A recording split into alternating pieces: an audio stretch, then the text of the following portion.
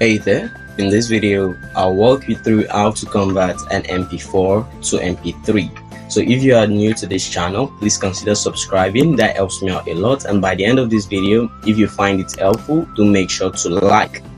Now we need to start by installing VLC player. If you have it, just keep watching, and if you don't, you can go to your Microsoft store or go to Google Chrome and get it installed.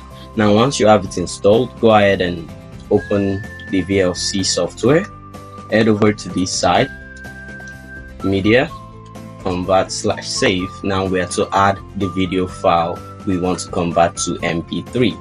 Go ahead and add, then open it, convert/save. Now at this point, that's where we will be able to convert the MP4 file to MP3. So drop down, click on the drop down and look for audio MP3, just like so.